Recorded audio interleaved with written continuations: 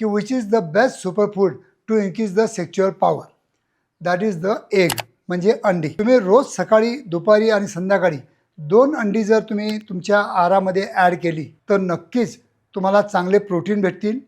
कारण एका अंड्यामध्ये 6 gram protein असतं, ते पण चांगलं प्रोटीन असतं ज्याच्यामध्ये सगळे चांगले अमायनो ॲसिड असतात.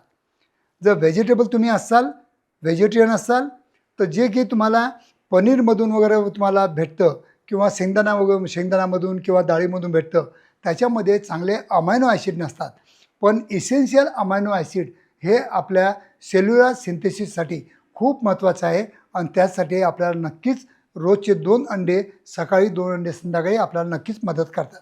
तर याच्यामुळं इसेन्शियल अमायनो ॲसिड हे आपल्याला मिळाल्यामुळं प्रत्येक सेल अँड सेलला चांगली एनर्जी आणि चार्जिंग भेटतं.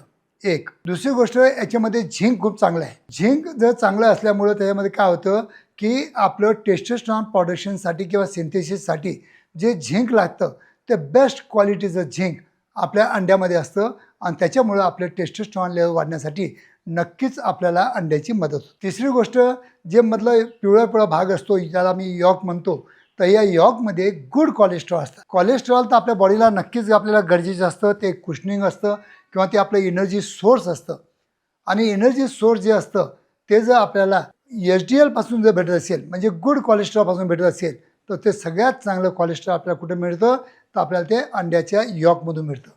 तर काही लोक काय करतात की यॉक थोडं बाहेर काढून टाकतात, त्यांना वाटतं याच्यामध्ये फॅट आहे म्हणून ते खात नाहीत, पण हे चुकीचं आहे, कारण that is the good cholesterol. जर तुम्ही रोटीमधून किंवा चपातीमधून किंवा राईसमधून जे कोलेस्ट्रॉल घेत असाल त्याच्यापेक्षा 10 पटीनं चांगले कोलेस्ट्रॉल आपल्याला यॉकमधून भेटतं. म्हणून हे फेकू नका, हे पण निसर्गाने दिलेली आपल्याला एक चांगली देण आहे.